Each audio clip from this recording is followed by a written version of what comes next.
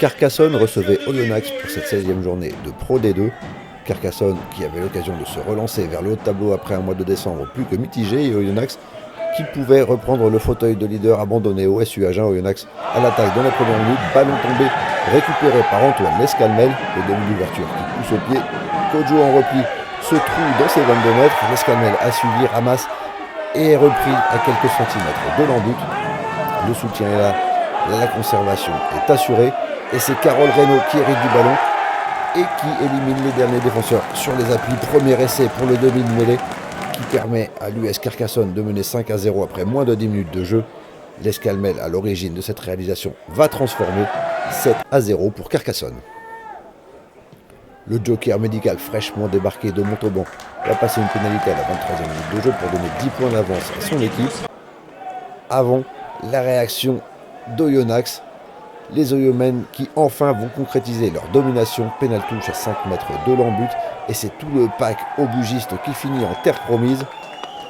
On se congratule et c'est Quentin MacDonald qui se relève avec le ballon et c'est accordé au talonneur néo-zélandais d'Oyonnax.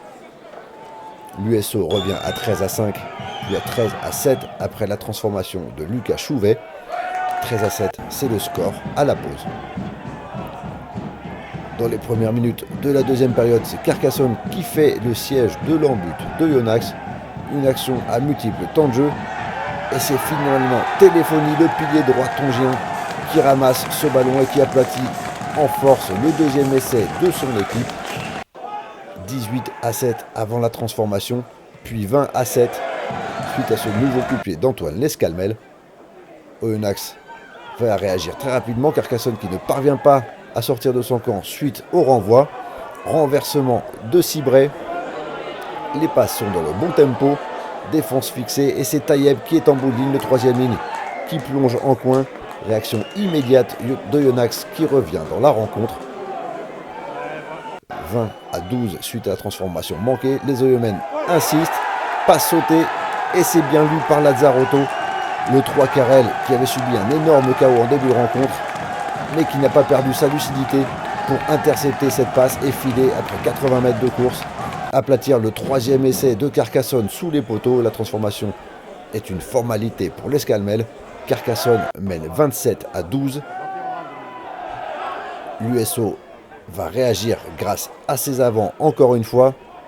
Le maul qui se forme à quelques mètres de la ligne. Et encore une fois, c'est le pack qui finit dans l'en-but. Et c'est Sykes qui se relève avec le ballon. Troisième essai pour Oyonnax, transformé par Chouvet. Oyo qui revient à 27-19.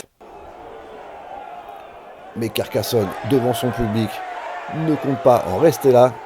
Les Audois qui relancent depuis leur en-but. Grammatico qui trouve l'ouverture, qui rentre dans la moitié de terrain d'Oyonnax. Le jeu va passer par le sol.